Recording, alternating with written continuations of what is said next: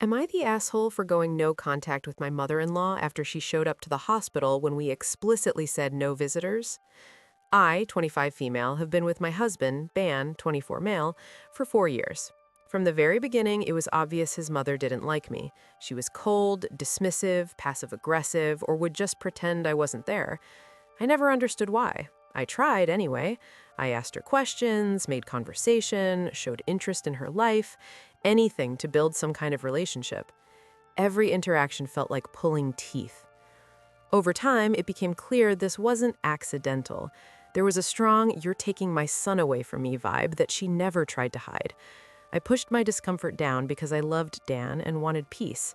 I kept telling myself that if I tried harder, things would improve. They didn't.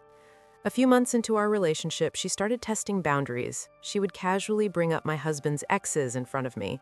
"You're a lot better than her," or "I really missed that one, she was so sweet."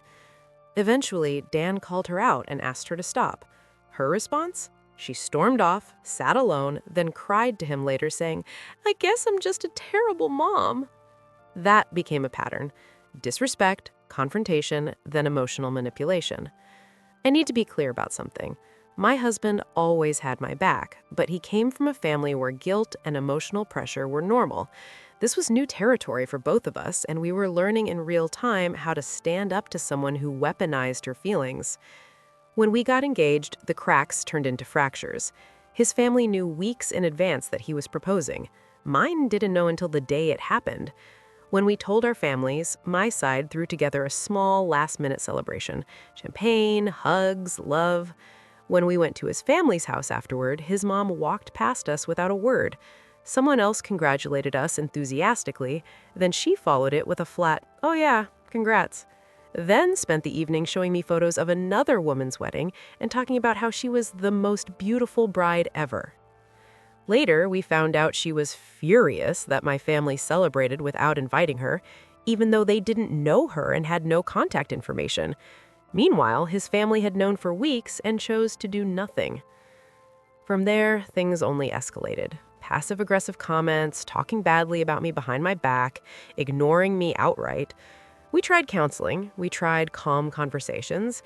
Every time, she deflected blame and painted herself as the victim. Nothing changed, except her hostility got worse. She spoke badly about me on my wedding day. Still, I didn't ask my husband to cut him off. I believed that decision had to be his. Then, I got pregnant. Suddenly, she was thrilled, not for me, but because she was getting a grandchild. She didn't check on me throughout my pregnancy. No support, no interest, radio silence. Until my due date got close, then she started daily check-ins that consisted of asking how I was and never responding once I answered. We told both families clearly, no visitors at the hospital. My family respected it, his pushed back. When I went into labor, we texted everyone. She immediately asked if she could come to support her son. Not me, the person giving birth, just her son. Dan told her again, no visitors. 2 hours later, she texted that she was already in the waiting room because she just couldn't help herself. I was in labor, exhausted, vulnerable, and stunned.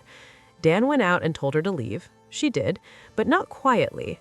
While I was 3 days postpartum, we heard from others that she was furious and speaking badly about us. When we got home, Dan called her and told her she crossed a serious boundary. She cried. She made it about herself.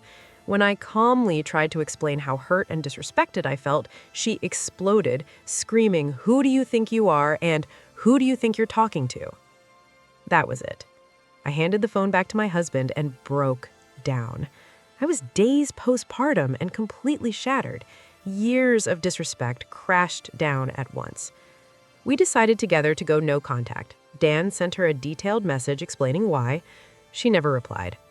Our baby is now 10 months old. We are happier and more at peace than we've ever been. But his family keep telling us we're cruel, that we should reach out, be the bigger people, fix it for the sake of family. We don't believe it's our responsibility to repair something we didn't break or to expose our child to the same manipulation and hostility.